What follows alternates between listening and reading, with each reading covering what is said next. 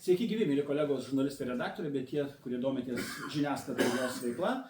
Žurnalistų namuose mūsų sąjungos profesinio meistriškumo skyrius nutarė surengti eilę pokalbių, kad galėtume pasiaiškinti, kas kaip veikia arba kas neveikia žiniasklaidoje, kokius stereotipus mes turime apie savo auditoriją, kokie jie yra teisingi, o kokie galbūt neparemti jokiais tyrimais. Taigi šiandieną bandysime su profesionaliais nuomonės rinkų tyrėjais išsiaiškinti, ką mes kaip žurnalistai, redaktoriai praleidžiam, kokius dalykus ne visada akcentuojame, o ką galbūt iš viso neįmanoma ištirti objektyviais tyrimais, tik tai galbūt savo asmeniais pastebėjimais. Taigi turim svečius, gerbiamas Vladas Gaidys, visiems pažįstamas kaip Vilmorus kompanijos direktorius, turbūt taip būtų teisingiausia sakyti. Sveiki gyvi.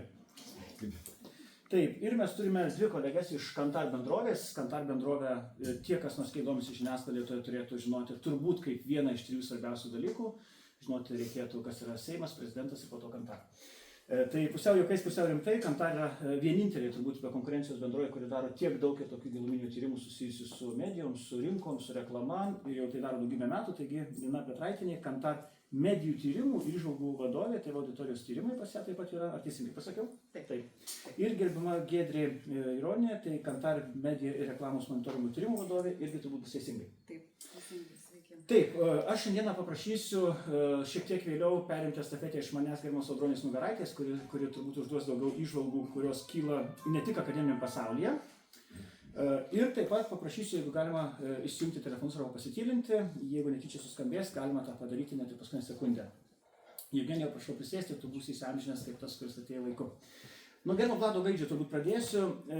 Nuomonės tyrimai, jie ne tik daromi, bet jais mėgstama viešoje erdvėje turbūt iliustruoti, papasakoti, kaip tada iškelti pagrindinę naujieną, kas čia dabar laimės rinkimus, nelaimės rinkimus, politika. Rinkimai šiais metais yra tokia ypatinga tema ir čia dėl to labai viskas populiaru. Bet greta to, jūs turite tikrai ne tik politikos, turite daugybę kitokių auditorijų poreikių ir žiniasklaidos reikalai taip pat pas jūs yra. Tai gal gerbiamas Vladai, jūs pasakykite, kiek svarbus apskritai žiniasklaidos vaidmuo visuose kituose tyrimuose, kuriuos jūs darote, klausdami žmonių apie bet ką nuomonės. Tiesą pasakius, kai jūs paskambinot dėl tos diskusijos, aš taip ir nusiminiau, netgi nusivyliau savimi. Labai mažai mes tą žiniasklaidą, tiesiog gal Kantar viską paima, ten visus tos pagrindinius, fundamentalius dalykus, biudžetai, ten žiūrėjimo ten ir viską. Ir tokio tipo tyrimų mes beveik ir neturim. Būna fokusuotos grupės, ten vienai televizijai, kitai, ten kaip kažką pakeisti, kažką pagerinti, tokių dalykų būna. Beje, jūs esate dar vieną įdomesnių tyrimą, aš taip pacituosiu, beros TV3 televizija kažkada daręs, man atrodo, su Vilmorus buvo tokį tyrimą, ką veikia žmonės žiūrėdami televizorių, ten išaiškėjo, kad mielai užkandžiauja ir valgo įvairius dalykus. Valgo, taip. Bet yra bent vienas rodiklis, kurį pastoviai mes tyriam, tai ar pasitikit žiniasklaidą. Tai dabar paskutinį kartą tyrėm 263 kartą, turbūt nuo 1998 metų, ne visi ir gimė, tuo metu buvo, nuo to laikotarpio beveik kiekvieną mėnesį būdavo užduodamas klausimas, ar pasitikit ten politikais, ten ko ten tame etape ir žiniasklaida. Tai vat tą bagažą aš tokį turiu. Ir svajoju priduoti tą duomenų bazę Kaune KTU, tą visą archyvą, 263 tyrimai, tai yra 263 tūkstančiai žmonių. Maždaug 1000 vienu metu tyrimą. Su visais socialiniais, demografiniais, su visais dalykais ir tas tikrai turi kažkokią tai reikšmę. O kokią reikšmę turi? Vis tiek mes žiniasklaida, tas terminas dabar jisai be jokios abejonės jau reiškia labai įvairius dalykus, nes jos atsirado nuo 98 metų žymiai daugiau įvairiausios, tai ir socialinių tinklų plėtra ir visa kita. Mums kaip žurnalistams dažniausiai aktualu būtent žurnalistika, pasitikėjimas ne kiek pačia žiniasklaida, nes galim pajuokauti, kas turi namuose tą vadinamą kabelinę televiziją, kokią nors, kurio pilna žiniasklaidos, tai ten galės viską, nuo erotikos ir animacijos, iki sporto ir naujienų kanalų, pramoginių, muzikinių ir dar bet kokių kitokių. Jūs klausėte 200 daugiau kartų būtent žiniasklaidą iš principo žmonių. Taip. Žinom, tas klausimas jis turi daug minusų, jis labai toks ydingas. Ką reiškia žiniasklaida, vienas dalykas. Ką reiškia pasitikėti. Bet kaip ir politikai. Pasitikėjimas, nu, galbūt dabar, vat, kai tas įtakingiausi žurnalistai, irgi ten, ką reiškia įtakingas, ten Zvonkė ar Bunkė, ten įtakingiausia, ten menininkė, kas, tai tie žodžiai pasitikėjimas ir žiniasklaida daugiskaitoje, nėra tokie aiškus ir skaidrus. Tas skliausteliai būna žiniasklaida, spauda, radijas, televizija, bet ir labai skirtingai vertinami tie dalykai. Spauda daugiausiai, televizija geriau, radijas geriausiai paprastai būna. Bet ir toj televizijoje yra skirtingi dalykai. Eurobarometrai yra klausimas apie tas žiniasklaidas, yra visuomeninė televizija. Tai ji visada, beveik visada aukščiausiai yra vertinama. Kaip neutraliausiai, išskyrus dvi šalis, išskyrus Lenkiją ir Vengriją, dėl kokių tai priežasčių. Lietuvoje tai yra numeris 1. Tai tas sudėdė, tas savo socialiniai tinklai. Ir labai žinai, ką tu čia gal ir išmatuoji, tiesą pasakys. Bet kai turi va, tos 263 kartus, turi dinamiką, tai pasižiūri į tą žiniasklaidą ir matai kažkokią istoriją, kažkokios tai dalykus. Ką jūs matot? Ar galėtumėt pats apibendrinti savo iš savo to klausinėjimo, ką jūs galėtumėt po 260 kartų tyrimų pasakyti, kur čia yra ta žiniasklaida? Vienas dalykas, kur dėl daugelio dalykų aš tiesiog nežinau, kaip interpretuoti ir iki dabar nesuprantu daugo. Bet kai ką, man atrodo, aš beveik 100% suprantu. 99 metai ir Europos vertybių tyrimas, visos tos šalis, ten visokiausias su Rusija, į Lietuvą užima pirmą vietą pagal pasitikėjimą žiniasklaidą. 77% pasitikė, 23% nepasitikė, pirmoji vietoj. Tuo pat metu mūsų ten tyrimai, pasitikėjimas žiniasklaida aukščiau negu bažnyčia. Aukščiau negu bažnyčia, nors bažnyčia tuo metu labai buvo gerbiama, dabar gal nebe taip.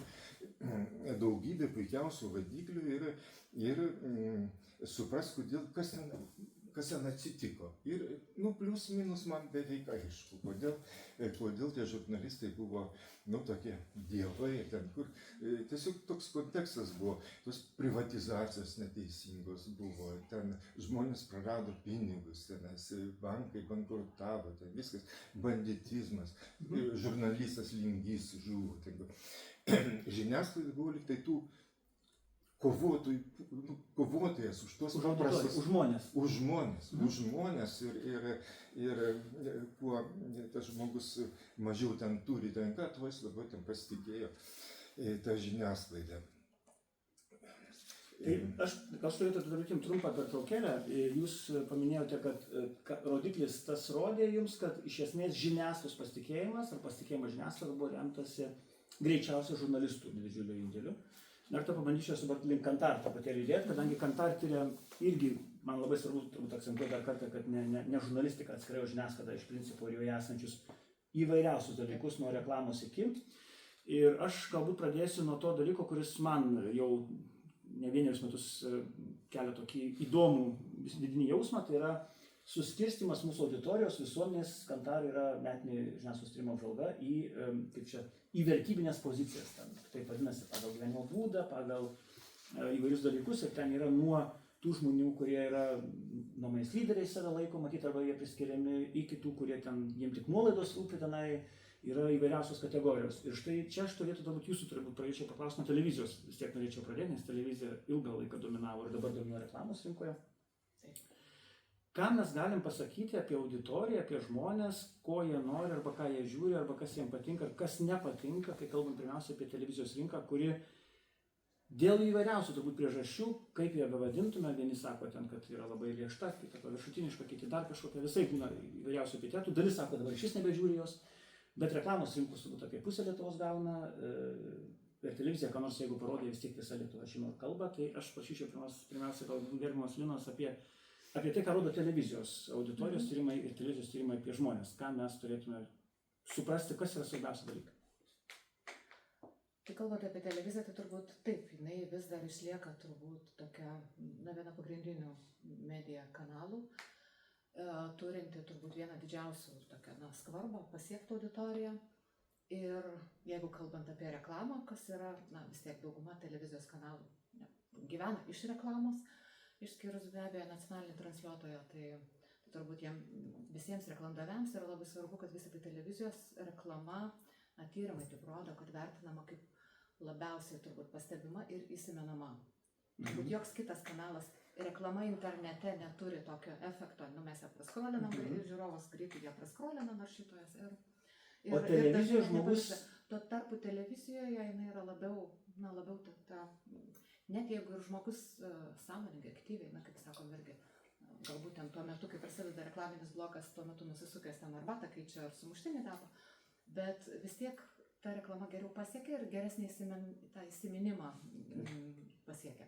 Tai čia kalbant apie reklamą. Jeigu kalbėtumėm apskritai apie televizijos auditoriją, tai mes irgi televiziją tyrėm nuo 99 metų, iš tikrųjų tyrėme dar anksčiau, bet naudodami tą naujausią elektroninį matavimą, TV metrus diegiam nuo 99 metų, tai irgi turim tą didžiulę stebėjimų istoriją. Ir vis tik tai pasiekimas auditorijos vis dar išlieka tikrai milžiniškas. Apskritai televizija kaip medija, jinai, jeigu vertinti tą metinį pasiekimą, tai reiškia, kiek procentų žmonių ten bent retkarčiais per metus įsijungia, tai siekia iš tikrųjų ten virš 90%. Jokia kita medija neturi tokios didelės svarbos.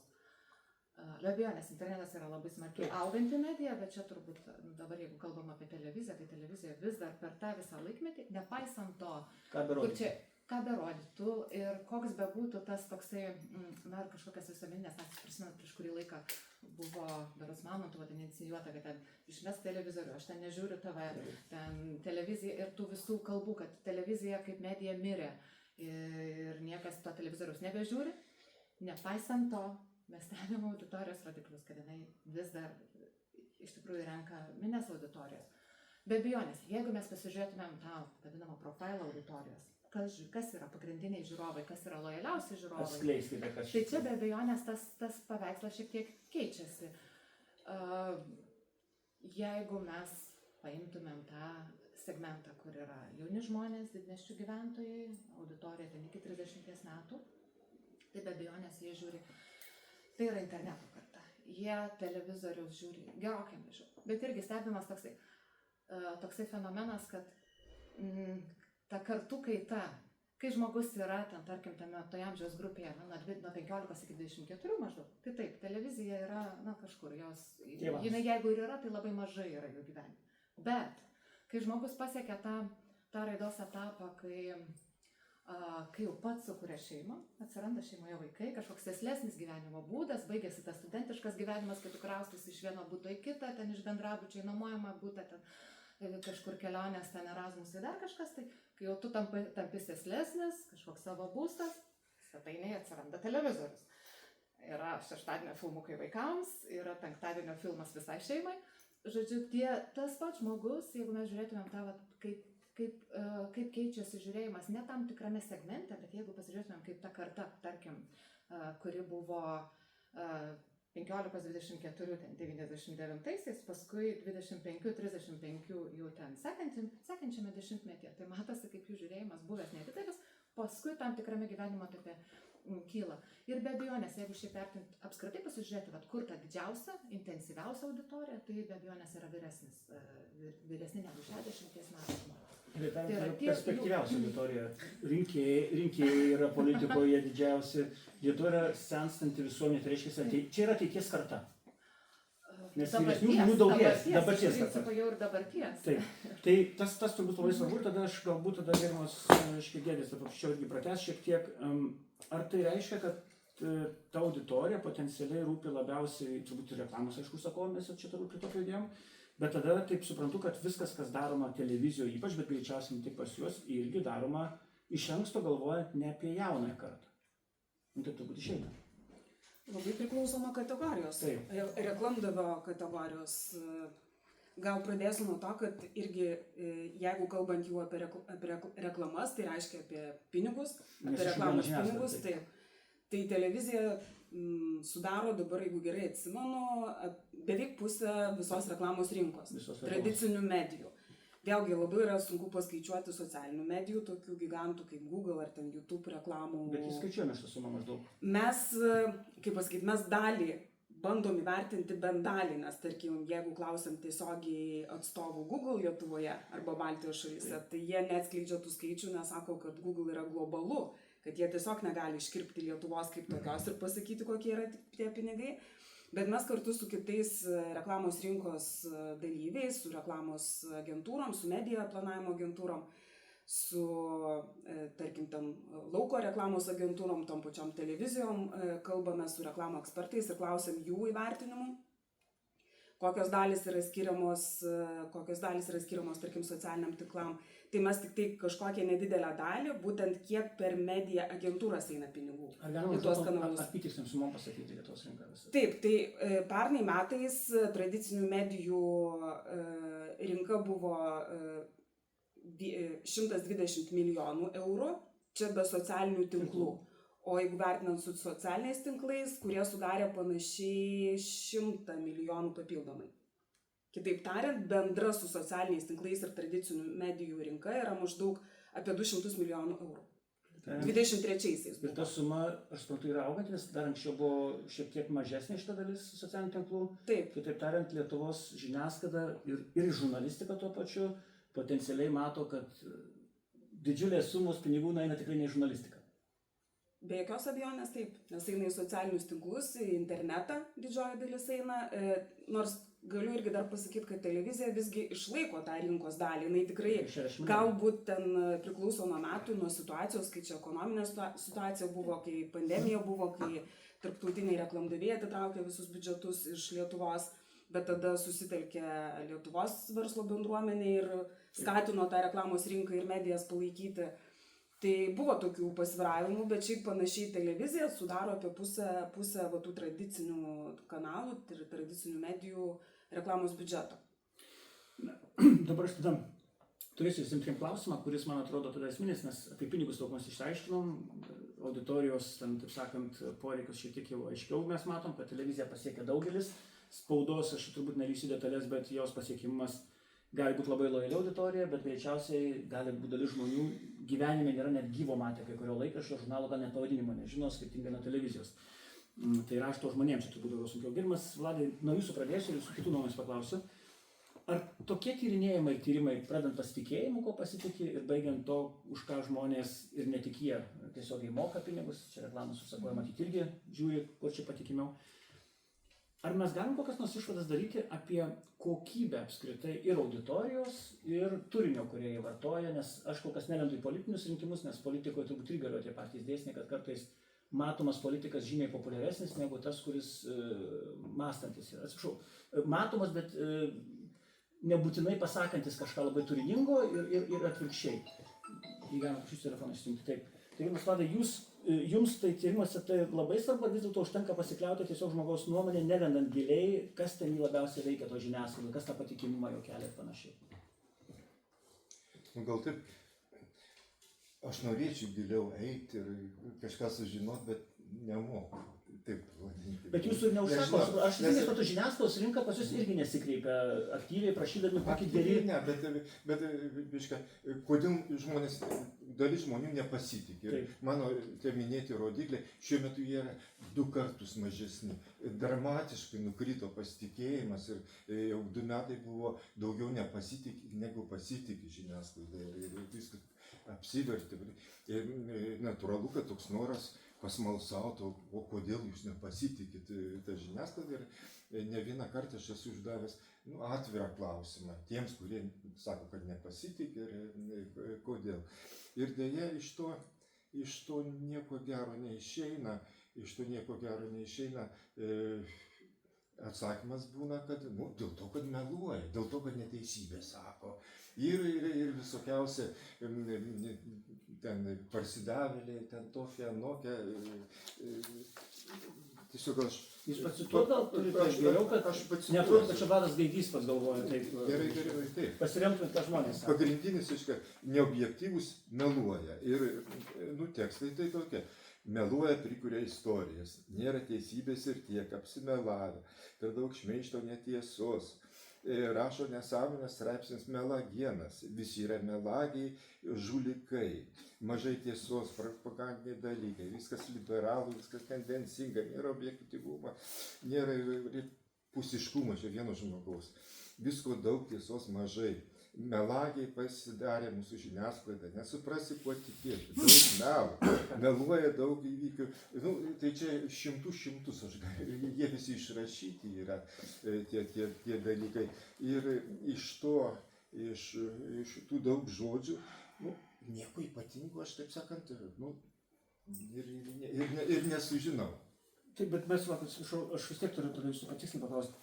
Šiandieną jau kas tradicinė, ypač žiniasklaida ir turinio prasme, ne tik tai tikrai reklama, ne tik tai gaminamas turinys, bet jau ne vieneri metai ypač daug skiria kovai su dezinformacija ir melagienom. Na, daugybė žurnalistų, redakcijų, media kanalų, apskritai grupių dalyvauja bendruose projektuose su Google, su Facebook, sukurta krūvos yra instrumentų visokiausių, pati žiniasklaida skiria raštingumo programų daugybę. Bet nepaisant to, jūs minėjot, kad pastarieji keletas metų, kai ypač daug skiriama dėmesio, čia aš nekalbu nuo 22 metų karo, bet šiek tiek anksčiau, toks paradoksalus dalykas. Beveik esu įsitikinęs, kad žurnalistų tokio noro kovoti su melagiais demonstruojamo tikrai nebuvo tai daug niekada anksčiau.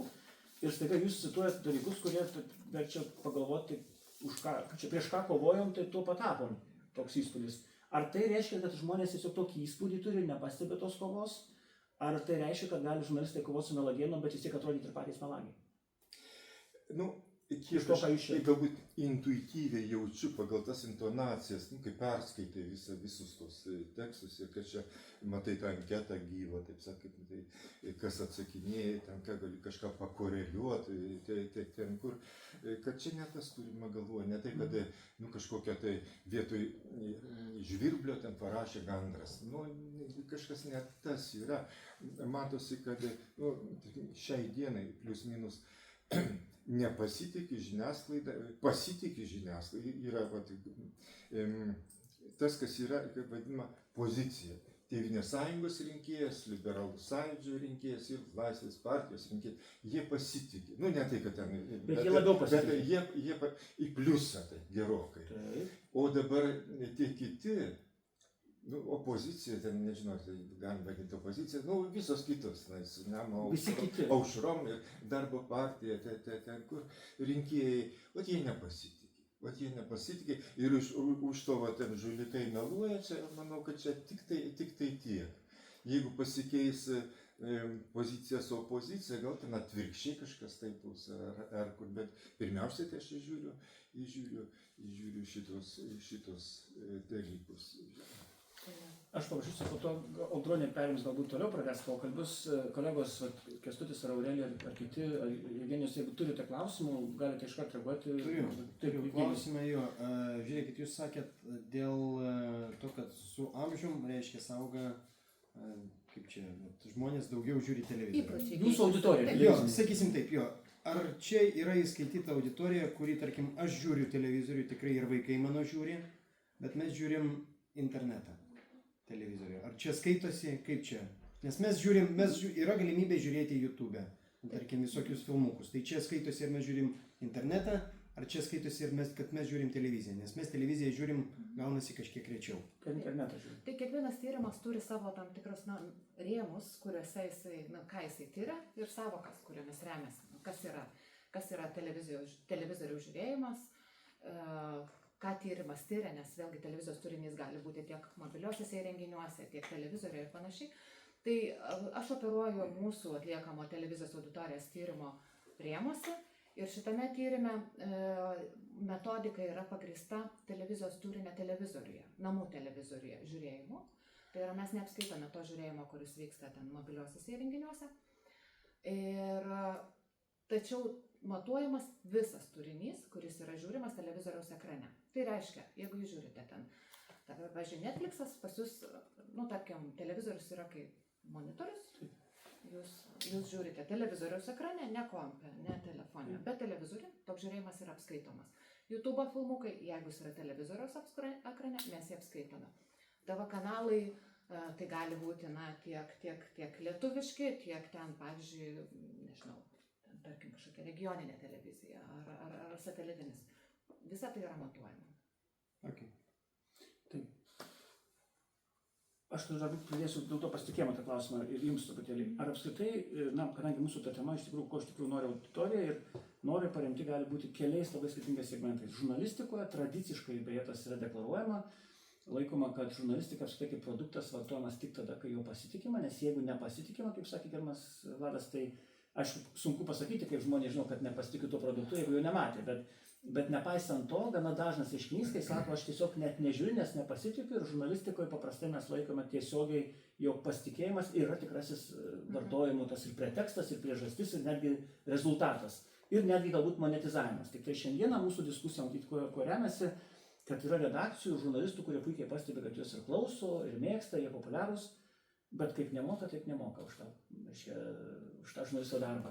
Tai aš galbūt jūs prašyčiau pakomentuoti vis dėlto tas monetizavimas, už ką pinigai ateina, vis dėlto už ką neteina. Kiek čia žurnalistams svarbu žinoti niuansus, kas yra monetizuojasi, kas išvirsta pinigus ir kas nebeišvirsta pinigus. Kiek jūsų tyrimai rodo tiek turinio prasme, tiek media kanalų prasme ir aišku, čia labai turbūt rūpi pirmiausia tie labai nišiniai kanalai. Čia yra kai kurie kolegos atėjo iš nedėlių portalų, pavyzdžiui, tai yra spaudai ir portalam, kurie nėra tarp top 3 arba net top 5 arba top 10, jiems tai yra gyvybiškai svarbu, kad koks nors centas ateitų iš ko nors. Tai gal galite pakomentuoti, nežinau, kurie čia gal, ar čia tas, kas toliau televizija iš jūsų dirbate, ar bet kurį iš jūsų? Aš galbūt atsispirčiau būtent nuo televizijos, nes televizijoje būtent tas monetizavimas ir yra paremtas auditorijos dydžiu, jeigu taip galima grubiai pasakyti. Tiesiogiai, tai yra, būtent mes skaičiuojame auditorijos rodiklius ir reklamos davėjai būtent ir atsižvelgia į tuos auditorijos rodiklius, jų dydį ir už tai skaičiuoja, ta prasme, suma už reklamą ir priklauso nuo to dydžio, kiek auditorijos buvo pasiekta.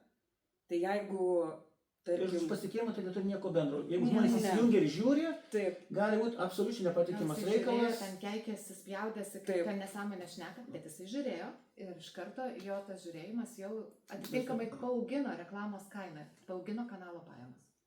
Kitaip tariant. Bet apie pasitikėjimą mes dėja pasakyti nieko negalime. Bet žiūrint į reklamos kiekius, kaip jie smarkiai auga pastaraisiais metais, ta pati televizija auga kiekiai ganėtinai ženkliai, jeigu lyginant, tarkim, 23 ir 4 metų 7 mėnesių duomenis. Neseniai žiūrėjau tuos skaičius, tai augimas televizijoje yra 10%. Pokytis, taip. Ne punktais, o pokytis būtent yra 10%. Tai reiškia, kad lyginant 23 7 mėnesių ir dabar dar vis auga tie reklamos kiekiai. Ką tai reiškia? Tai reiškia, kad televizija yra žiūrima ir bandoma surinkti dar daugiau auditorijos, kad tą reklamą pamatytų. Kitaip tariant, reklamdavys suinteresuotas, kad jo reklamą pamatytų ir jis tos reklamos deda vis daugiau. Ir suprask, kuo didesnė auditorija, tuo kanalas gauna daugiau pinigų. Tai yra milijonas pinigų, turbūt reikia matuoti plius. Taip. O visiems kitiems, spauda, radijas. Medijos skirtingai turbūt. Skirtingai, ten nėra, tarkim, spaudoje, tiesiogiai nėra susietos su auditorijos rodikliais reklamos kaina, tai yra priklauso būtent kokioje spaudos leidinio vietoje yra reklama patalpinta, ir jinai ten, tarkim, spalvota, nespalvota, pritraukia dėmesį. Bet ką galima apie spaudą pasakyti, kuo jinai yra išskirtinė. Šiaip irgi prieš daugelį metų sakė, kad spaudoje nieko aktualaus ir operatyvaus jau negali rasti, kad čia iš viso tos reklamos ten nėra, bet tai yra neteisybė. Iš tiesų spaudos leidinių kiekis mūsų matuojamų. Mes atsispiriam irgi nuo tos vietos, kad imam komerciškai aktyvius spaudos leidinius, ten kur yra reklama, kurie yra aktualūs reklamos rinkai, reklamdaviam, kurie nori pasižiūrėti, kaip pasklido jų reklama. Tai tas spaudos leidinių sąrašas, kurį mes matuojame, jisai buvo tas etapas, kai spaudos leidinių užsidarinėjo, tarkim, arba jų periodiškumas retėjo. Bet dabar jisai yra nusistovėjęs ir ganėtinai nemažai ten tos reklamos yra, bet tarkim, dar labai tikimės, kad politinės reklamos kiekis turėtų padidėti, nes politikai... Šių metų rinkimų, tai? Labai tikimės, kol kas, kalbant apie rinkimus, gal galėsiu truputėlį vėliau atskirai pasakyti, kokia yra dabar situacija šiais metais.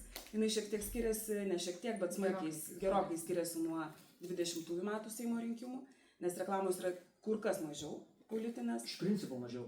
10 kartų mažiau politinės reklamos. Čia tradicinė viso žiniasklaida buvo, pirmiausia, lietuvių. Tai, ką jūs Tai, ką mes matuojate. matuojame. Taip, ką mes Spauda, matuojame. radijas, televizija. Taip, ir tas net sąrašas buvo panašus 20-aisiais ir tas sąrašas yra panašus tikrai neženkliai Matuojam skiriamas Aš šiais supratau, metais. kad 10 kartų. Taip. 10 kartų. Politinės partijos ir politikai 10 kartų mažiau pinigų leidžia To. čia. Taip, mes per savo, kiek matuojame reklamą irgi nuo 99 panašiai metų, tokios situacijos neatsimenu. Gal išmes Žodžiu, visą spauda, paskutinę savaitę. spaudos žiniasklaidos mintis, kad čia yra šinapjūtė, javapjūtė, reiškia pinigų, kol kas nepasiteisino. Taip, bet ką aš dar pabaigsiu pasakyti, kad būtent kalbant apie spaudos reklamos kainų skaičiavimą, tai spauda pasirinkę irgi yra tokie reklamdaviai, kurie galbūt, kurių tikslinė grupė, kad tą reklamą pamatytų vyresnio amžiaus žmonės. Į jaunimą galbūt mažiau orientuota, aišku, išimtis yra žurnalai, kuriuose yra galbūt daugiau jaunimų skirtų ten kažkokių straipsnių ir prekių pristatymų ar paslaugų. Bet kalbant apie, tarkim, laikraščius, regioninius laikraščius, tai ten tokie reklamdaviai pasirinkę tokią mediją kaip telekomunikacinės bendrovės, kurios kažkokią kartu ne tai kad reklaminę, bet informacinę medžiagą užsakytų straipsnius ten publikuoja. Mažmeninės prekybos tinklai, centrai tokie kaip ten pasidaryk pats tipo parduotuvės. Tai jie spaudą tikrai labai palaiko ir šitos kategorijos, kurias šitas 2 pastarąsias paminėjau, jos iš viso yra toksai Lietuvoje galbūt reklamos rinkos varomasis variklis. Prekybos tinklai, centrai yra top pirmose vietose pagal išleidžiamų pinigų kiekį ir aš manau, kad jie tikrai ženkliai prisideda prie tokių medijų, tradicinių medijų būtent biudžetų tokios kaip spaudos, tarkim radijo to paties ar lietuviškos interneto žiniasklaidos. Aš kalbu apie tą jau banerinę reklamą, ne apie socialinius tinklus. O grįžtant prie rinkimų, tai tiesiog irgi tendencija, tiesiog statistika tokia būdavo, kai mes stebėdavom senesnių metų retrospektyvius duomenis apie rinkimus, tai rinkimų laikotarpis ypač buvo palankus spaudai ir lauko reklamos agentūros. Mandatės apygardose tai aktualu buvo Taip, visiems. taip, nes būtent paplitimas į regionus, kad ir Seimo rinkimai, ir savivaldos rinkimai ypač ten daug surinkdavo, būdavo ten daug reklamos transliuojama. Bet šiais metais susiklostė turbūt ypatinga situacija, dar iš tiesų labai per anksti sakyti, nes rinkimai neįvyko ir dar nėra to paskutinio mėnesio duomenų. Tai yra rugsėjas būna, rugsėjo antra pusė ir spalio pirmos 2 savaitės būna tas laikotarpis, kai politinė reklama itin suaktyvėja ir jos kiekiai yra tikrai ryškiausi, didžiausi. Bet šiais metais kol kas dar šiai dienai mes to nepastebim. Ir kaip sakiau, statistika čia dabar tokia labai dar apibendrinta. Čia aš palyginau 7, tai yra Liepos, rugpjūčio ir rugsėjo pradžios duomenis. Tai kaip minėjau, reklamos kiekiai lyginant su 20 metais skiriasi beveik 10 kartų. Taip, aš Tai prašysiu neramina. Audronę perimti tada pokalbį šiek tiek tokio iš akademinių rūpesčių, ką žiūri Audronė ne tik Lietuvos rinkas, galbūt ir paklausinėti, tada Audronė perims toliau stafetę, aš pabandysiu su auditorija kartu keletą savo klausimų. Tai kol Audronė ateis, galbūt kolegos turi klausimų. Taip. Kęstutis Vanagas, taip. Tiesiog patikslinimą dėl politinės reklamos iškilinti 10 kartų. Ar tai nereiškia, kad ta reklama yra numigravusi į socialinius tinklus ir neapskaitoma? Mes dalį reklamą iš socialinių tinklų mes dalį apskaitome. Mes tikrai nepriepiam ten, tarkim, Google paieškos visos sistemos, visų reklamų, tekstinių reklamų, kurios būna ir išmetinėja, to neapskaitom, bet tarkim Facebook ir YouTube kanalus mes reklamas skaičiuojame, turim tam tikrą metodą ir dalį tų reklamų, tarkim, mes apskaičiuojame. Bet tą patį darėme ir 20 metais. Nedaryčiau tokios išvados, kad numigruoja į kitus kanalus. Galbūt vėl... Aš nepadariau, aš tik paklausiu. Ne, aš tiesiog irgi dabar mąstau apie tai, kokios tai galėtų priežastys ir mes kalbėjomės irgi diskutavome su kolegom, kas čia galėtų būti. Tai pirma mintis, kuri peršasi, tai būtent yra nepakankamas politikų finansavimas. Nes turbūt tikėtina, kad esate apie tai galbūt ir patys rašę, kad Šiais metais netgi bankai paskolų politikams nebeduoda. Ir jie, kai žinant tą istoriją, kad dvi didžiosios partijos Lietuvoje yra dabar, kaip sakyt, nubaustos ir susimokėję didžiulės baudas. Ir būtent tos baudos buvo išmokėtos iš reklamai tikėtina rinkimų periodai skirtų biudžetų. Tai peršasi tokia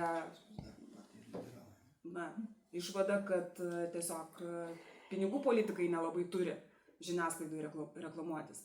Nes jeigu, tarkim, internete tų reklamų yra šiek tiek daugiau, spaudoj yra daugiau šiek tiek, bet televizijoje kol kas reklamų yra labai mažai. Tai ir parodo, kad spaudoje, internete, tam pačiam lauke reklama yra pigesnė. Ženkliai pigesnė negu televizijoje. Televizija yra vienas brangiausių, tiksliau brangiausias kanalas reklamai Lietuvoje. Tai galima daryti tokią išvadą, galbūt ne išvadą, prielaidą, kad vis dėlto tai yra dėl pinigų stygiaus. Nes mūsų žiniomis partijos dotacijas irgi gaus berods lapkričio pradžioje.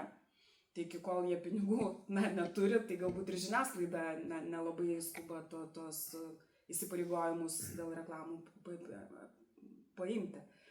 Tai tokia situacija galbūt jinai pasikeis jau šią savaitę, gal kitą savaitę jau pasikeis ir paskutinės 2 ar 3 savaitės tos reklamos kiekiai rasis didesni žiniasklaidai, tose pačiose media kanaluose, toj pačioj spaudoj, bet kol kas situacija tikrai labai tokia neeilinė ir tokia keista. Jūs labai gražiai viską sudėliojote, nes aš atsimenu, kaip dar prieš daugelį metų, kol socialinių medijų nebuvo, mes labai gražiai sakydavom, kad žiniasklaida yra 4. valdžia ir kad toks neeilinis pasitikėjimas ją yra per didelis, nes 100% dalinam visiems po 25, reiškia galime nukristi iki 25. Ir taip gražiai to meto supratimu tas pasitikėjimas mažėjo, ar ne, taip gerbiamas Vladai?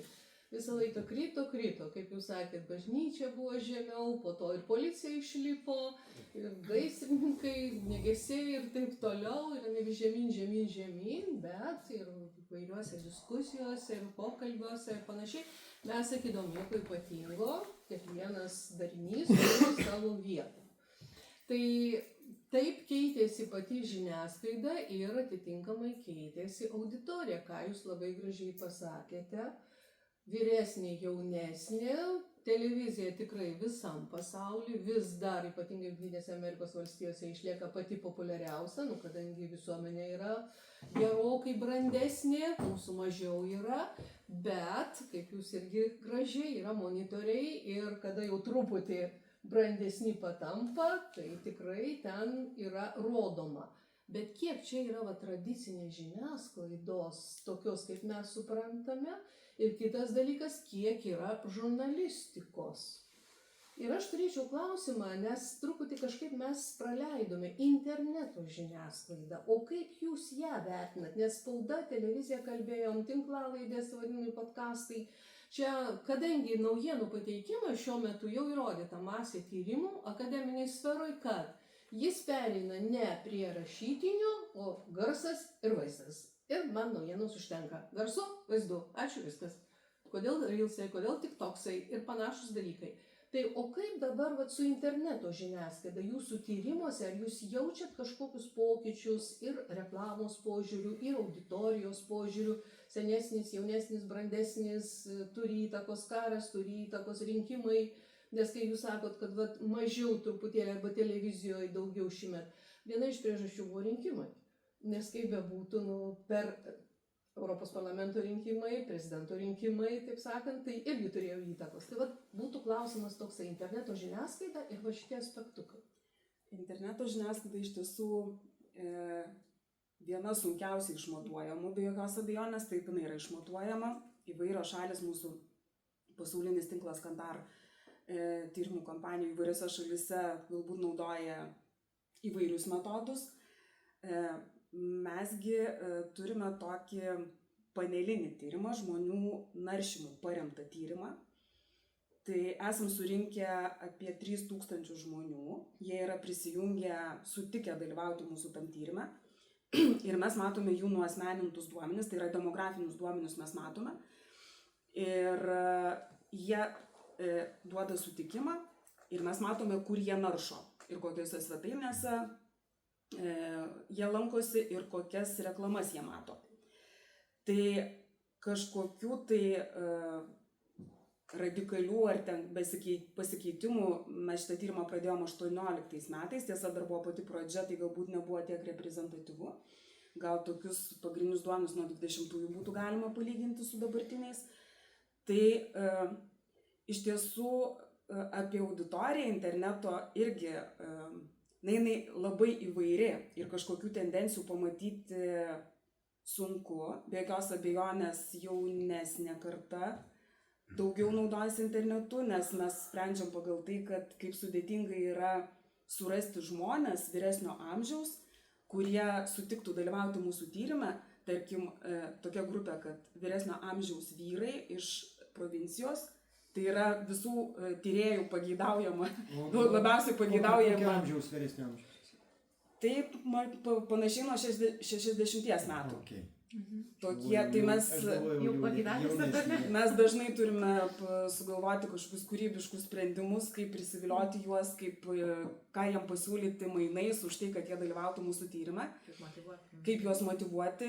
Ir ta grupė yra tikrai visą laiką sudėtingiausia. Su moterų vyresnių tikrai yra daugiau ir šiaip jų tyrimuose yra daugiau visą laiką. Bet vėlgi, grįžtant prie interneto auditorijos, sakyčiau, kad jaunesni žmonės be jokios abejonės daugiau naudojasi internetinę žiniasklaidą. Ir kalbant apie,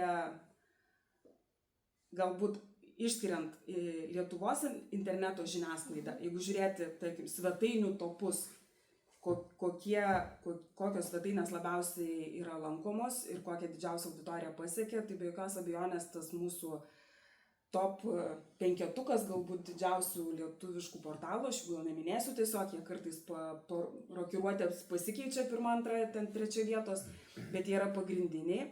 Ir aišku, tarp jų visą laiką pirmose pozicijose keičiasi ten tas pats YouTube'as ar Facebook'as ir jų tie socialiniai tinklai. Bet jeigu žiūrėti atskirai auditorijas tik tai lietuviškų, tarkim, naujienų portalų, tai tokia tendencija pastebima vėlgi. Aš apie turinį tikrai negaliu nieko pasakyti ir apie turinio kokybę galbūt negaliu nieko pasakyti, apie pasitikėjimo tuo turiniu, bet žiūrint apie interneto portalų konkurenciją, kaip jie konkuruoja dėl tos 1, 2, 3 pozicijos, tai iš tiesų yra daromas toks dirbtinis žinučių transliavimas, kaip mes sakom, pučia tas naujienas į visais įmanomais kanalais, tai tie patys interneto lietuviškieji kanalai labai naudojasi socialiniais tinklais, būtent Facebook'u, vienu iš labiausiai, kur per visus kanalus tas žinutės ištransliuoja pačią žinutę ir tikisi kuo daugiau paspaudimų. Ir va tokiu būdu ta auditorija yra pučiama ir tos svetainės išeina į pirmą planą. Dabar pastaruosius 2 metus yra interneto žiniasklaidoje ta nauja tendencija, tai yra mokamas turinys ir didieji portalai ir mažesni portalai dabar link to visi ir eina, kad jeigu jau tu nori tą žinutę kažkokį jau daugiau analitinį turinį paskaityti, turi už tai susimokėti. Nes vėlgi, kuo dar yra specifinė interneto auditorija, daugelis naudoja reklamos blokus, tos vadinamus adblokerius, kur jie tiesiog tos reklamos nemato, o interneto žiniasklaidos tikslas ir yra pasiekti, būtent su reklama pasiekti. Auditorija pyksta, nes internete reklama niekaip nėra limituojama. Jeigu televizijoje tai yra 12 minučių per valandą, tu negali daugiau tos reklamos, be savireklamos transliuoti. Tarkim, spaudoje irgi nelimituojama, bet, yra reklaminiai puslapiai ir žmonės tiesiog tą turinį susiranda, jam nėra nuolat tos reklamos prieš akis pastatomos kaip internetiniai žiniasklaidai. Nes internetiniai žiniasklaidai tai yra baisus reklaminis triukšmas, jeigu galima tai pavadinti, nes yra visokio tipo formatų reklamų, erzinančios, iššokančios, uždengiančios to turinį, kurį tu skaitai ir taip toliau. Tai sakau, alternatyva dabar randasi ta, kad internetinė žiniasklaida pateikia pasirinkimo žmogui. Arba tu žiūrėk tas reklamas įkyrias ir jas tiesiog nepatingėk padėti tuos kryžiukus, kad išjungtum. arba jau tada susimokėk nedidelę sumą už tą turinį ir tu jį paskaitysi. Tai vat interneto žiniasklaidos auditorija turi tokį pasirinkimą. Apie jos kažkokį radikalų keitimąsi dar turbūt anksti kalbėti, nes vėlgi dabar interneto žiniasklaidos portalai jau pradeda operuoti tais prenumeratorių skaičiais, kurie irgi jau dabar turbūt kažkuo panašus darosi į tuos auditorijos skaičius, kad kuo daugiau turiu prenumeratorių, reiškia, tuo daugiau žmonės skaito jau kažkokį gilesnį turinį. Tai galbūt ir šitas rodiklis, tų prenumeratorių skaičiai, vėlgi, ar yra atliekamas auditas tų prenumeratorių skaičiai, irgi niekas nežino.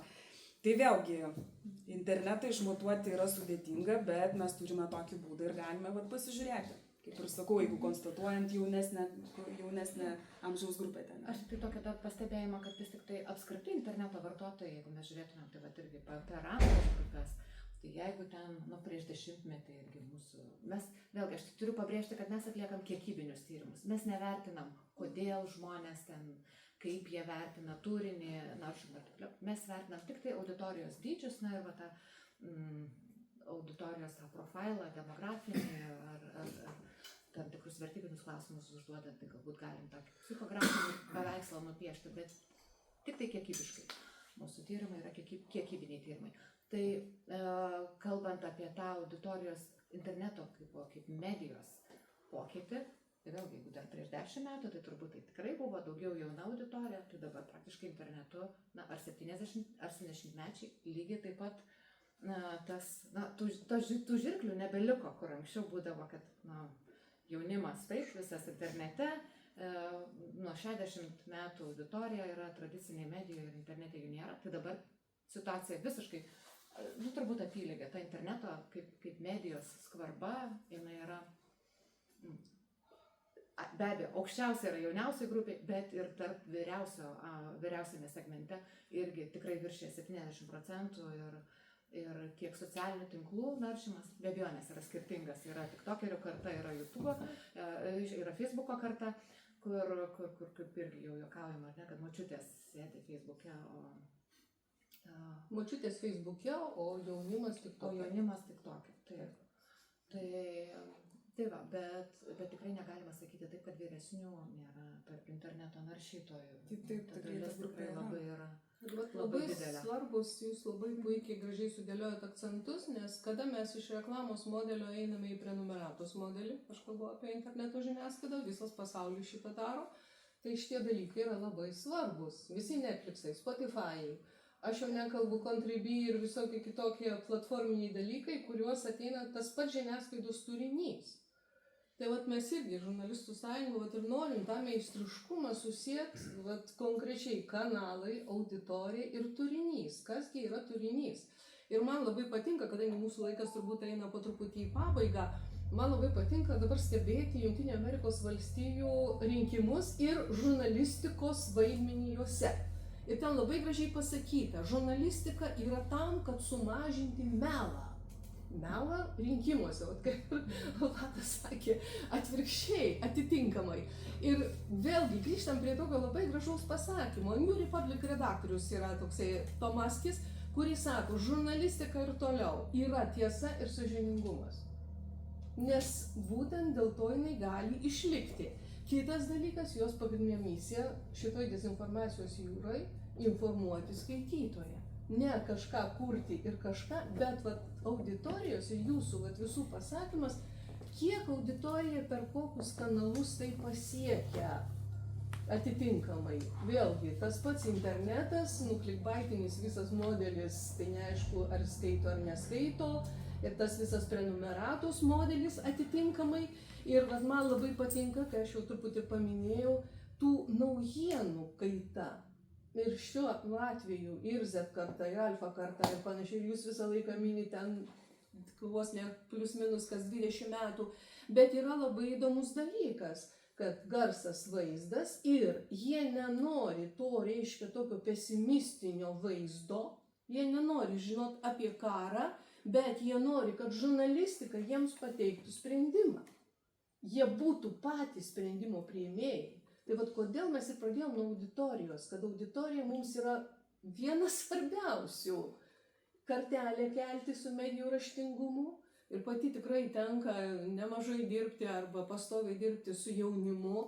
Ir kada su jais kalbėsi, taip, mes sako, norim būti dalyviai, mes žinom viską, bet mes norim būti dalyviai, o žurnalistika ir gali juos įtraukti, bet jie turi žinoti, kad yra žurnalistika.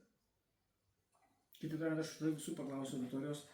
Tyrimai kiekybiniai rodo, kiekybiniai bent jau, kad į top 20 žiūrimiausių televizijos laidų arba kitų pramoginių reikalų, aš taip iš karto pasakysiu, nepakliūna beveik niekas iš žurnalistikos arba kai kuriais atvejais nieko, kas pasiektų bent 10 ar 5% auditorijos. Tai yra nuo vienas namuose, taip sakant, iki Eurolygos. Ir aš ir gerbiamą Vladą ir visų kitų paklausiu, tai toks įspūdis, kad tas, kas yra informacinis krūvis mūsų supratimu kaip žurnalistika, jis yra absoliučiai nišinis produktas, skirtas turbūt, kad visiems, kas gyvena mažuose nišuose, tiek politikam, kurie tose nišuose gyvena, tiek visuomeniai. Ar gal aš neteisus, nes mainstreamas arba didžioji dalis auditorijos eina visai pagal kitus algoritmus ir produktus, negu mes įsivaizdavom kuriantys. Tai yra, kad kokybė dominuos iš principų, nes automatiškai kokybė reiškia masiškumą. Tai gal vienas Vladai čia gal taip ir nutiko, kad partijos nišinės jų atsirado vis daugiau, nišiniai požiūriai atsirado ir jie dominuojančiam požiūriam nebūtinai pritarė tiem didiesiems, jie tiesiog kaip protesto balsai eina. Tas protestinis balsavimas jūs irgi turbūt nekartą esate pastebėję, kad jau turbūt daugėja. Gal man tokia asociacija, tokį momentą, kažkaip akcentavau, kas buvo 99 metais, kad aukščiau negu bažnyčia, dabar 2 kartus, bet vienas dalykas, Lietuva yra vidury tarp Europos Sąjungos šalių pagal tą pasitikėjimą, viskas ten visai ir turi būti vidury. Jeigu ten aukštai labai, tai juokingai gal ir atrodo.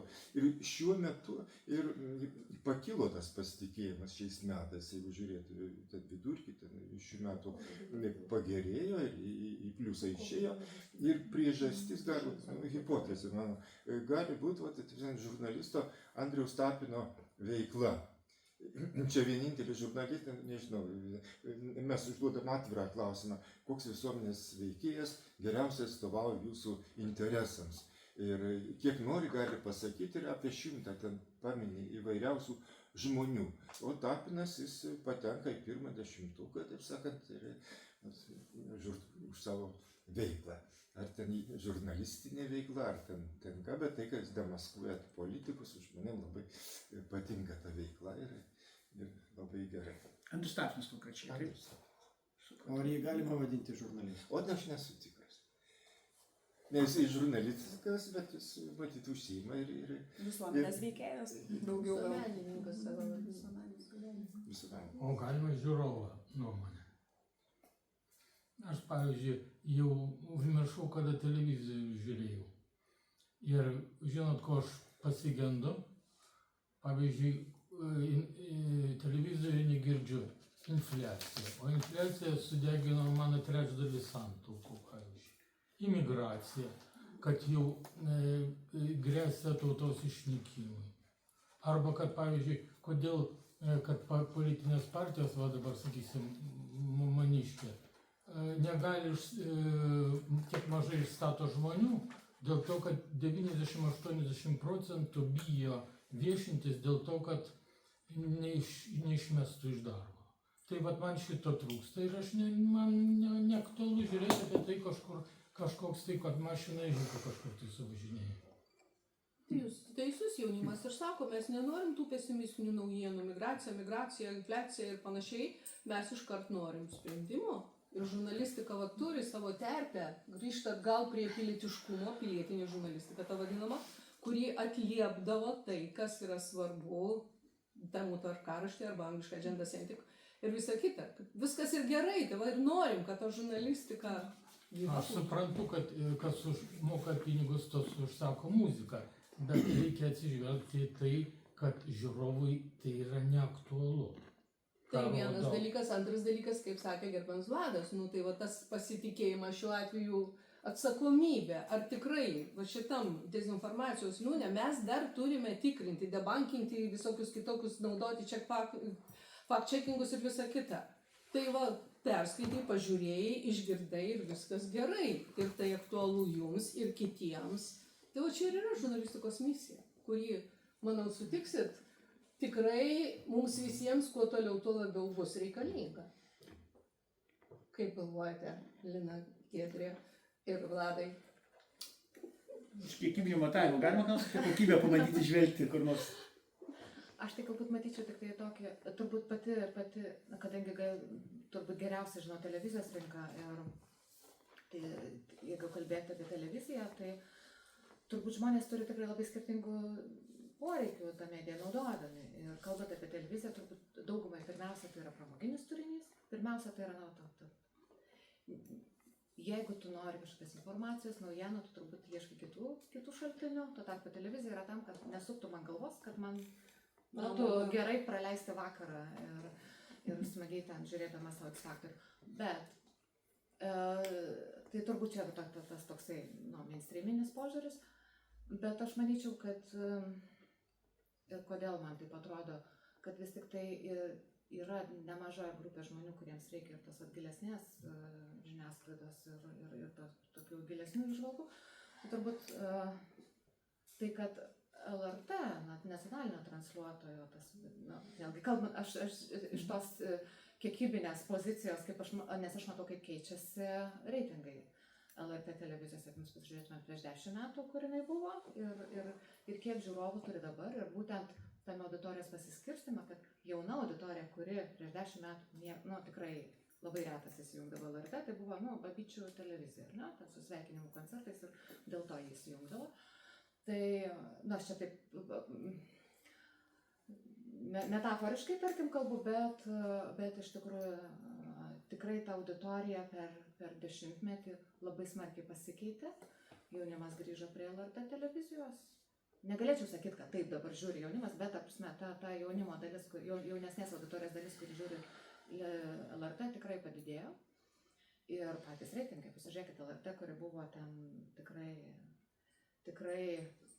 kalbant, apskritai Lietuvos televizijos rinka labai tokia polarizuota yra, mes turime dvi didelės kanalų grupės ir nacionalinį transliuotoją ir visada buvo aišku, dvi didžiosios ten stumdasi dėl 1-2 vietos, o toliau 3 pozicija ten jau yra kažkur gerokai atsilikę. Tai kas atsitiko, žiūrėkit,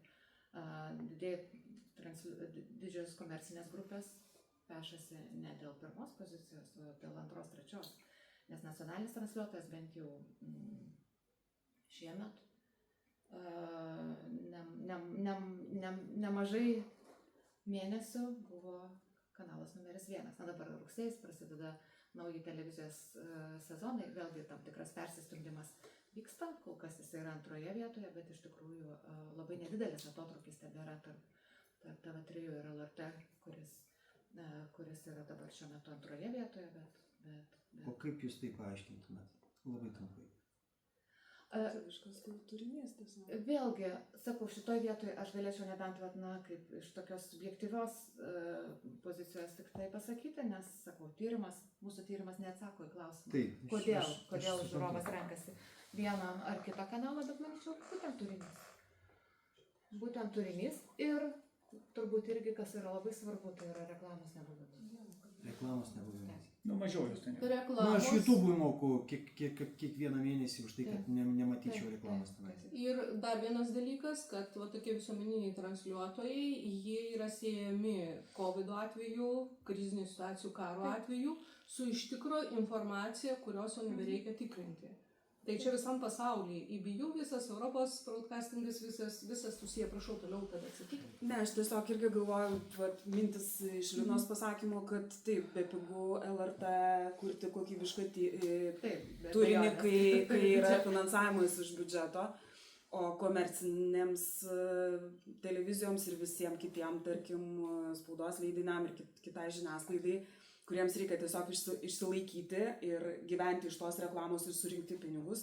Tai tiesiog gal beliktų palinkėti, kad jeigu yra pritraukiama daugiau reklamos, būtent neužsiburti, kad tu gavai daugiau pinigų ir kurti vien tik tai pramogas, bet investuoti į visą likusį kokybišką turinį, kad tos auditorijos dar daugiau pritraukti ir būtent tą kokybę išlaikyti. Ne vien kalbant apie, va, kaip jūs sakėt, kad ten top laidos nuo Vienos namuose, Eurovizija ir visa kita, o kažkokios analitikos laidos. Tai va, belieka palinkėti, kad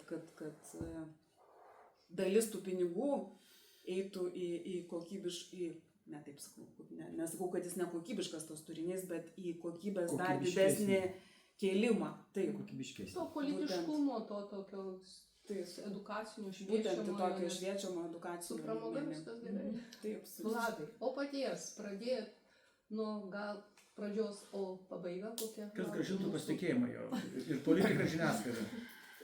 Nu, aš Tradicinė. vieną tokį epizodą sakiau, kur opozicija, pozicija, tie elektoratai, bet jau kalbėt apie LRT ir panoramą, tarkim, tai teigiamai vertina tiek darbo partija, tiek ir socialdemokratų ir Tėvynės sąjunga. Būtent panorama kaip kūrinys. Čia Liepos mėnesį aš tą pasižiūrėjau. Tai ką žurnalistikai reikia daryti, kad vis tik tai ji ir toliau būtų, kaip sakė amerikiečiai dabar, būtent žurnalistika mus veda, ji turi mums parodyti kelią, kas mūsų laukia rytoj. Iš paties daugiametės patirties. Tyrimų, taip. Nu, vienas dalykas, ta situacija, kokia dabar yra, kad Lietuva Eurobarometrai yra per vidurį, ji mane visiškai patenkina, džiaugiamės, kad žiniasklaida O ką yra daryti, kad ji optimali. nenukristų? O jeigu būtų ten labai žemai arba labai aukštai, jau atrodytų kažkas, kad Bet reikia rytoj gali tyrinėti nukristi. Ką jai ir patarti? žiūrėti. O turi puikius žurnalistus ir žurnalistikos dėstytojus. O iš kiekybinio parametro, aš tik paskutinį klausimą turiu, iš tikrųjų, tas mozaikos buvimas žiniasklaidoje įvairovė, jis visą laiką toks didelis siekimybė, net ir valstybė biudžetas skyrus per medijų rėmimo fondą užtikrinti vis dėlto įvairovę. Ne tai, kad dominuotų 2, 3, 4, kaip reklamos rinkoj natūraliai gaunasi, bet kaip ir atasvara būtų, kad būtų ten dešimtimų, galbūt net šimtais. Ar kiekybinis tyrimas gali padėti gyventi ir labiau nišiniam produktam, tikintis, kaip čia pavadinti žodžiu, resursų paskirstimo šiek tiek sąžiningesnio, galbūt netgi ateityje ir tų didžiųjų platformų sąskaita. Ar vis dėlto greičiausiai reklamos rinkos algoritmai veiks taip, kaip jūs jau minėjote, ir taip sakant, belieka nišinė žiniasklaida ieškoti alternatyvių šaltinių, kaip prenumeratos, taip ir valstybės paramos, nesitikint, jog reklama, kaip čia, galėtų gelbėti. Nes iš to, ką jūs kalbėjot, man toks įspūdis, kad vis dėlto nišiniam produktam, kokia gerybė būtų arba kokia prastybė būtų, bet jeigu tu esi ne top 3, ne top 5 ir ypač ne top 10, gali pamiršti pretendavimą į tos reklamius, konkrečiai reklamius aš kalbu omenyje resursus ir prenumerata arba valstybės parama, ar kiti modeliai, vieninteliai turbūt realiai išeitis. Na, iš tikrųjų, aš manau, kad jo, kūrybingumam būnant nedideliam nišiniam ir, kas nemažiau turbūt svarbu, būnant mažoje rinkoje. Kaip ten bebūtų, manau, kad vienas dalykas būti nišiniu Britanijoje ar Amerikos rinkoje, kur net ir būdamas nišiniu tu generuoji milijonus peržiūrų. Kitas dalykas būnant Lietuvoje. Mes matėm irgi prieš jau dabar 15 metų MTV atvejį, ar ne, kai buvo transliuojamas Lietuvoje ir MTV Lietuva variantą, kuris po kelių metų tiesiog užsidarė dėl to, kad nors atrodo su tokiu brendu eidamas, bet ta niša savo kiekybiniais parametrais buvo per maža tam, kad išsilaikytų Lietuvoje. Tai šitoje vietoje aš turbūt esu gana taip pesimistiška, kad kol egzistuoja dabartinis modelis tos apskritai reklamos rinkos kaip tokios, kaip pinigų cirkuliacijos ir paskirstymo joje, tai aš manyčiau, kad būti nišiniu iš tikrųjų yra tikrai drąsu ir sudėtinga. Bet tai nereiškia, kad reikėtų atsisakyti to ketinimo ir to siekio kelti kokybę, kelti visą. Yra jau pavieniai žmonės, pavieniai žurnalistai ar visuomenės veikėjai, kurie savo tinklalaidas kuria. Galbūt jas gali būtų irgi prilyginti prie nišinio kanalo, kurie pritraukia tikrai didžiulios auditorijas. Tas Skirmanto Malinausko pavyzdys. Pavyzdžiui, taip. arba kažkokie kiti. Tai vėlgi viskas priklauso nuo turinio, mano galva, ir jeigu tu tą turinį mokėsi pateikti, pritrauksi sugalvosi kažkokiu, nežinau, per kurį kampą pritrauksi lėšas, ar iš tų pačių prenumeratorių, ar tarkim per tą pačią reklamą, bet aišku, reklama tai užkart tendencingumas atsiranda kažkoks, tai kažkokį žodį tu gali tą turinį kokybišką kurti ir tikrai įmanoma, bet aš pritarsiu Linai, kad vis dėlto ir kitose pasaulio šalyse mūsų kolegos, kur dirba, tai yra toks nusistovėjęs tas būtent komercinis žiniasklaidos, kaip pasakyti, kad žiniasklaida vėlgi yra priklausoma nuo pinigų, tie pinigai yra pritraukiami dažniausiai iš reklamos ir kažkokiam nišiniam kanalui konkuruoti su didžiaisiais tikrai yra labai sudėtinga. Tai čia tada lieka valstybės parama, kažkokie prenumeratoriai, dar tokie alternatyvus, ne alternatyvus, bet ne iš reklamos, kiti šaltiniai. Taip, nes reklamos rinka kol kas veikia taip. Be abejonės, niekas čia nėra akmenį iškalta turbūt. Nežinau, kaip bus po 10 metų ar po 15. Tai ačiū labai. Ačiū visiems. Atsiprašau, gal galėčiau tarti kelius žodžius iš anų drąsių 90-ųjų, kai žiniasklaida buvo pirmuose reitinguose ir kai mes visi svaigom nuo to, kad paskui mūsų yra bažnyčia ir taip toliau. Tai buvau, aš dirbu Lietuvos Aide ir Veide ir kituose leidiniuose. Tai buvo iš tikrųjų, kaip Audronė sako, tiesa ir sąžiningumas. Jūs neįsivaizduojat, kiek mums atvilkdavo asmeniškai. Prisiminiau dabar sėdėdama apie Kryžiaus kelio koplytėlių susprogdinimą, atnešė medžiagą, Epštein namo istoriją, Andriaus Kubiliaus Uošvienės istoriją, Galdikos, tai nešė žmonės originalius dokumentus konkrečiai mums žurnalistams, ne redaktoriams, ne visą kitą. Ir tai buvo toks abipusis pasitikėjimas dirbančio žurnalisto ir redaktoriaus. Apie pinigus mes tada visiškai negalvojom. Tai buvo toksai svaigulys, buvom pirmi. Bet dabar, kad jau ten mūsų aplenkė ir taip toliau, aš visiškai nesistebiu. Galbūt pradėjo veikti teismai, galbūt geriau pradėjo veikti vietos institucijos, savivaldybės. Aš matau, kad, darau tokią išvadą, nes nematau, dabar visiškai nebeliko toj didžioji žiniasklaidoj paprasto žmogaus, nebeliko, yra politika ir politikai, ir karas. 3 temos. Ir galbūt tikrai tuose mažesniuose leidiniuose turiu galimybę susipažinti su regionų žiniasklaida. Tai nereikia taip irgi labai pergyventi, kad mes jau nebesam pirmi. Gal ir gerai, kad tas iš po kojų išmuštas mums yra tas kresliukas ir mes jau nebesam pirmi ir nebesivadinam 4. valdžia. Mes esam šunys, kurie turi ne tik tai kasti, bet tik tai turi būti sarginiai šunys. Tai čia tiesiog atsiprašau už tokią interpretaciją. Beje, mano disertacijos tema, kurios aš taip ir neparašiau, yra žiniasklaidos įtaka šalies politiniam gyvenimui, kur profesorė Audronė Nugaraitė patvirtino dar būdama komunikacijos fakultete. Bet po to parašiau geriau 8. Tai buvo vietoje epilogo Aurelija Arlauskienė. Ačiū. Vienas dalykas, o aš dar vieną sakinuką. Ne veltui akademinė bendruomenė sako, kad ateitis orientuota į žmogų žurnalistiką.